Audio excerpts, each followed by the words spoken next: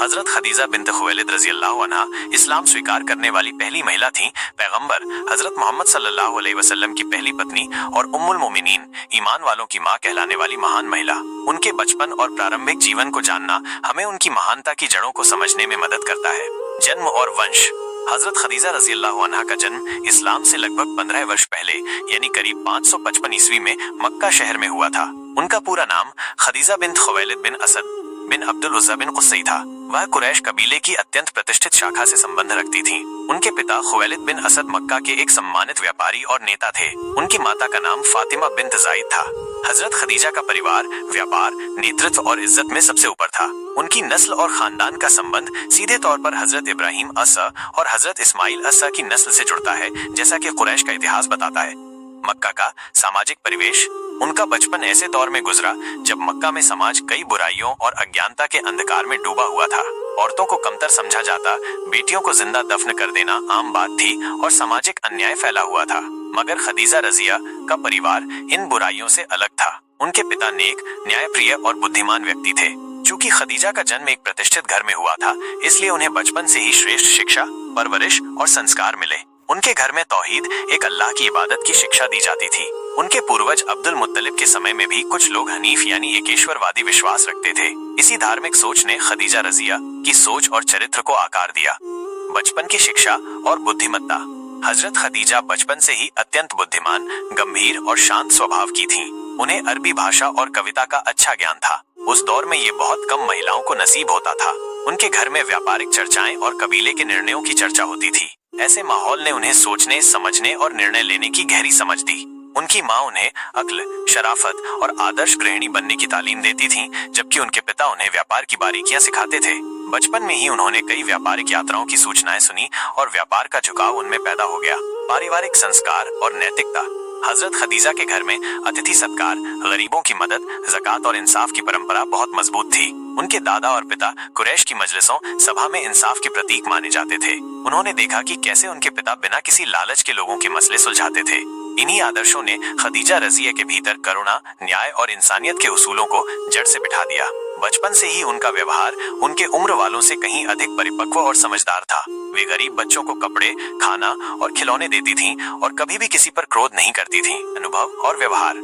एक बार जब वो करीब 9-10 वर्ष की थीं, तब एक यतीम बच्चा उनके पास आया और कहा कि उसके पास खाना नहीं है। खदीजा ने अपने हिस्से का खाना उसे दे दिया और जब उनकी माँ ने पूछा तो उन्होंने बहुत आत्मविश्वास से कहा, अल्लाह ने हमें दिया है ताकि हम बांट सकें। इस तरह की कहानियां उनके बचपन में आम थीं।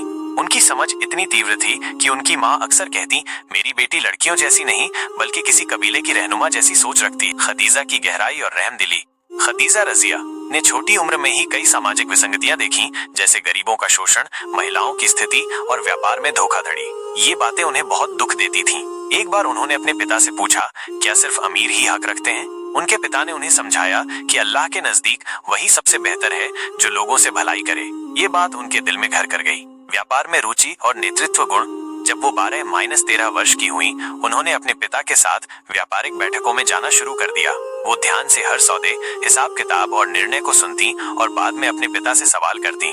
धीरे धीरे उनकी सलाहें इतनी सटीक होने लगी कि व्यापारी भी उनसे मशवरा लेने लगे। वो जिस मुद्दे पर बोलती, उसमें ऐसा तर्क होता कि बुजुर्ग भी उनकी बात को मान लेते। ये नेतृत्व गुण आगे चलकर उनकी सबसे बड़ी ताकत बना। पहली सामाजिक सेवा। जब वो लगभग 15 वर्ष की थीं, मक्का में एक गरीब विधवा और उसके बच्चों को घर से निकाला जा रहा था क्योंकि उनका किराया नहीं भरा गया था। खदीजा ने अपनी माँ से कहा कि वे अपने जेवर बेचकर उस औरत की मदद करना चाहती हैं। माँ पहले हैरान हुई, लेकिन फिर उनके जज्बे को सलाम किया। ये उनकी पहली सार्वजनिक मदद मानी जाती है। युवावस्था की ओर कदम।